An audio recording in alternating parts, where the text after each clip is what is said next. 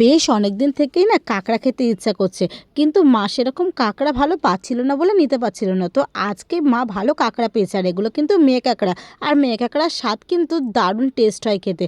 তো চলো আজকে এই কাঁকড়ার রেসিপিটাই তোমাদের সাথে শেয়ার করব। প্রথমেই কাঁকড়াটা কিন্তু মা ভালো করে দোকান থেকে কাটিয়ে নিয়ে এসেছিল, তারপরে ধুয়ে বেছে নুন হলুদ মাখিয়ে নিয়েছে। এরপর কড়াইয়ে তেল দিয়ে কাঁকড়াটা কিন্তু ভালো করে ভেজে নিয়েছে। কাঁকড়াটা ভেজে তুলে নিয়ে আবার কড়াইয়ে তেল দিয়ে তারপরে কিন্তু আলুগুলো ভেজে নিয়েছে। তোমরা চাইলে কিন্তু আলু দিতেও পারো, নাও দিতে পারো। তো নুন হলুদ দিয়ে কিন্তু ভালো করে আলুটা ভেজে তুলে নিয়ে আবার কড়াইতে কিছুটা পরিমাণে তেল দিয়ে তাতে দিয়েছে পেঁয়াজ ফোড়ন।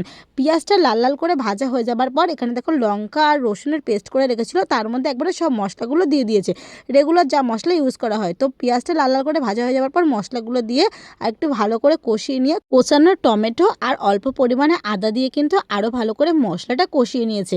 তারপরে মশলা থেকে তেল ছেড়ে যাওয়ার পরে কিন্তু ভেজে রাখা আলুগুলো দিয়েছে, অল্প পরিমাণে জল দিয়ে আলুটাও ভালো করে কষিয়ে নিয়েছে। তারপরে কিন্তু ভেজে রাখা কাঁকড়াগুলো এর মধ্যে দিয়ে অনেকক্ষণ ধরে নাড়াচাড়া করতে হয়েছে। বেশ কিছুক্ষণ নাড়াচাড়া করার পর তারপরে ঝোলের জন্য এখানে জল ইউজ করেছি। এখানে গরম জল দিয়েছি, তোমরা চাইলে কিন্তু ঠান্ডা জলও ইউজ করতে পারো। তো এখানে জল দিয়ে ঝোলটা ফুটে ওঠার পর গরম মশলা দিয়ে নামিয়ে নিলে রেডি হয়ে গেল কিন্তু কাঁকড়া আলু দিয়ে ঝোল। তো তোমরা কারা কারা কাঁকড়া খেতে ভালোবাসো কমেন্টে জানিও। আমার তো বেশ ভালো লেগেছে। অল্প পরিমাণে নুনটাও একটু চেক করে তোমরা দেখে নেবে।